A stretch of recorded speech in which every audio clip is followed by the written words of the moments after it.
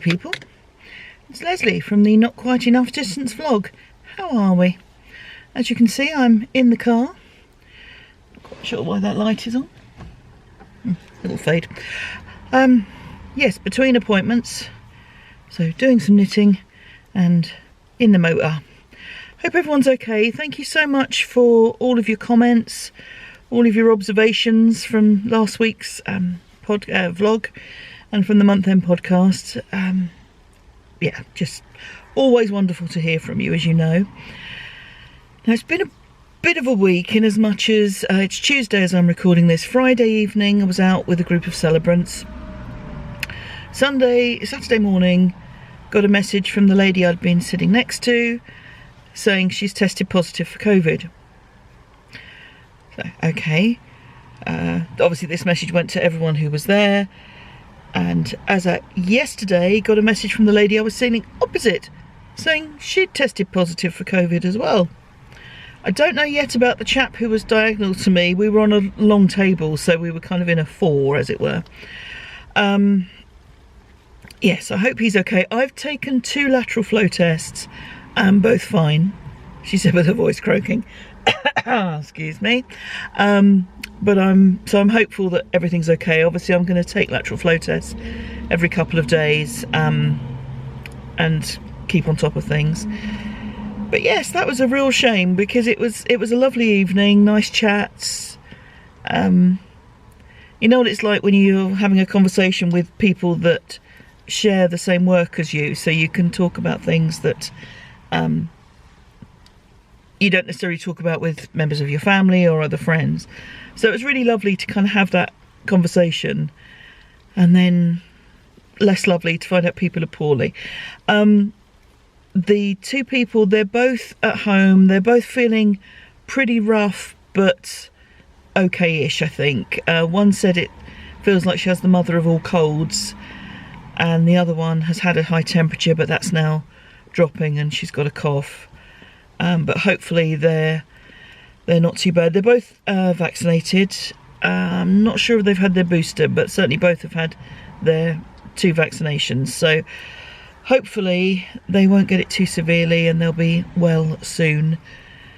But oh dear, what a shame. What an absolute shame. So that was Friday, sort of into Saturday.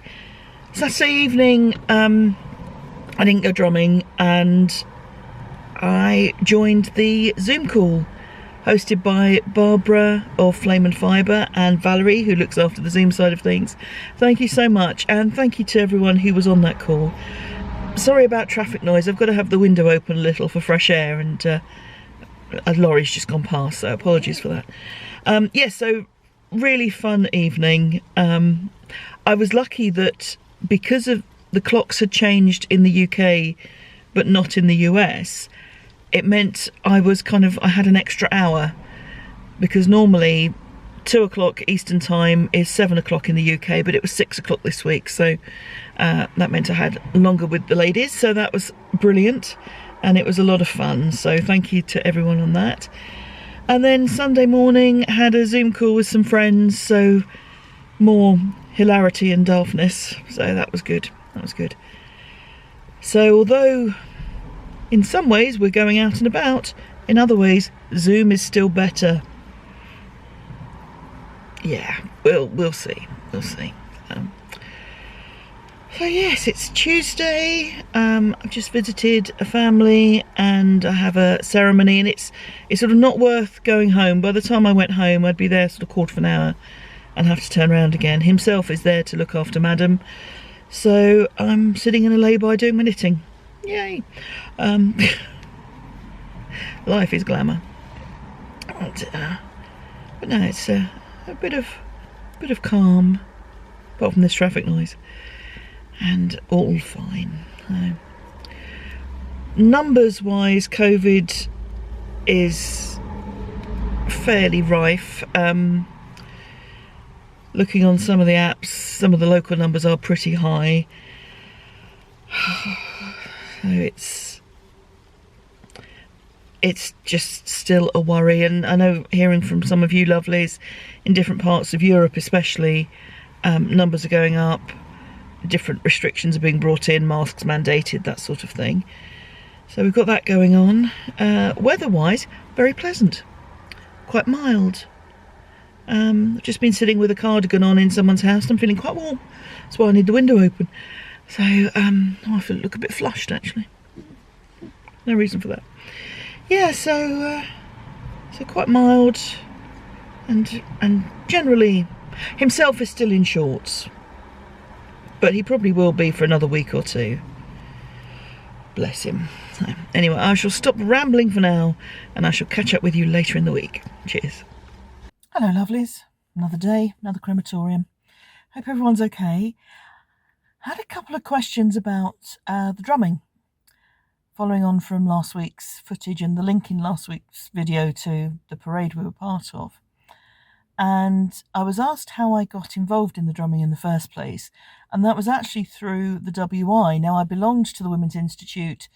When we went back after COVID, we had to change venues, and that was only available on a different night. So that meant I was no longer able to attend.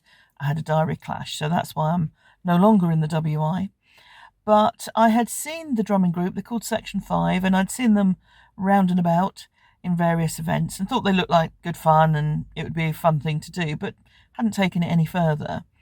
And then some members of the group came and gave a demonstration to the WI, which was great fun and encouraged people to go along and join. So along with some others, I did. And that was probably about 3 or so years ago. So time has taken on strange qualities, hasn't it? But yes, it was that was how I got into it in the first place. The other question I was asked was about the face paint. And you will have seen with some of the photographs last week that painting our faces is part of what we do. Now, this comes from an ancient tradition which sounds a little problematic. You'll understand what I mean as I go through it. Years and years ago, back in the olden days, farm workers, once they got to this time of year, weren't earning any money. The harvest was all done, so life was tough, and they would go begging. Now, begging was an illegal activity then, as it probably is now. I don't know. But the need was such that they would go house to house begging. And this was in times of, no street lighting, everything was candle lit, so very dark at night. And in order to protect their identities, they would use ash from fires to mark their faces and to blacken their faces. That was then. Obviously now, to see people with blackened faces, other meanings have come into that and have made it less acceptable, rightly so. So there are some groups that until fairly recently were just doing pure black all over their faces as part of that history, nothing to do with perceptions of race or, racist nastiness.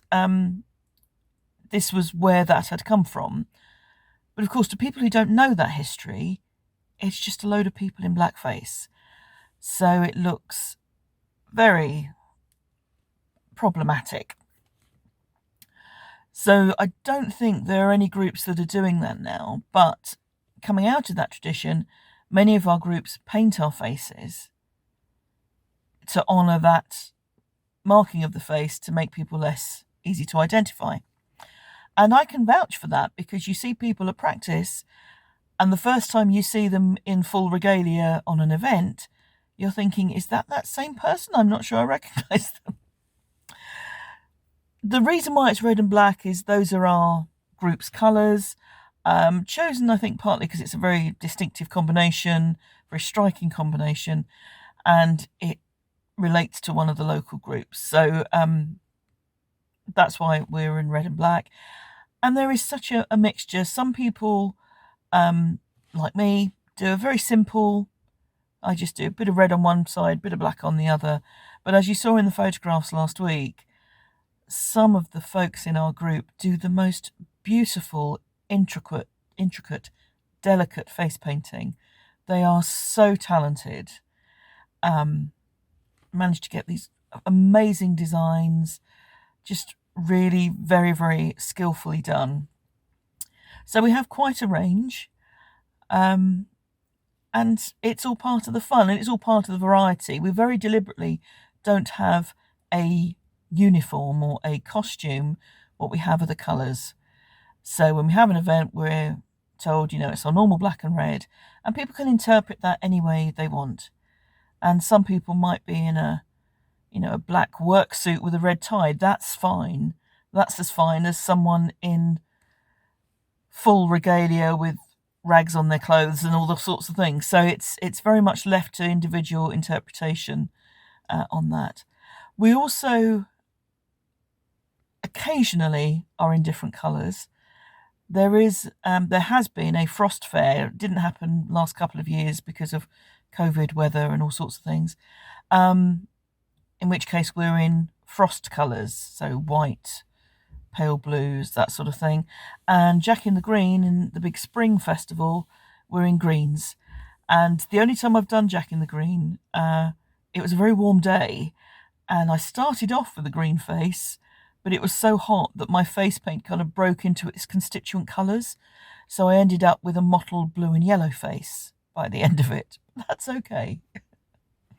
Yeah, so that hopefully answers the questions as to how I got into the drumming and the background to the face paint. But the essential answer to that second question is because we can. Because we're all big kids who like dressing up. I think we shouldn't try and make it any more sophisticated than that.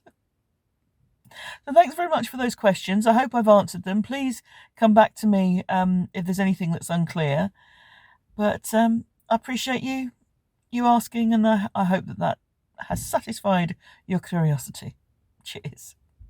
Hello, lovelies. Hope everyone's well. It's further on in the week. I'm going to finish recording this early because I've got commitments on Friday. But I hope everyone's okay. Nothing much else happening around here. Ordered some boots, they don't fit, they're going back. These things happen. That's the height of excitement in my life at the moment. So, yeah, I'm seeing the family on Friday, so that'll be good to see them. And nothing else much planned for this week. Work has suddenly got very busy, and bless him himself, I often complain about him. I mean, not necessarily to you, but I do often complain about him. And he really has stepped up. He's been like getting dinner and things like that. So, bless him, he's a good lad. But yeah, it suddenly got very busy. Feels like everything's kind of ramping up a bit. The nature of my work is it tends to be busier in the winter than in the summer. But yeah, it's gone from being quite patchy and not very busy at all to suddenly lots of phone calls and lots of stuff going on. So yes, that's getting interesting. Hope it won't impact on my crafting time too much, because these things are important. But we'll have to see how it goes. I know already I'm going to be doing a bit of work at the weekend because I'll need to catch up some stuff. But that's fine. That's what we do. And then we take the easier times when they're easier. So that's all good. So I'm going to wrap things up here and wish you all a very lovely weekend, a very lovely week. Thank you for being here. Thank you for your comments and thoughts. And I'll see you all next week. Take care. Thanks. Bye-bye.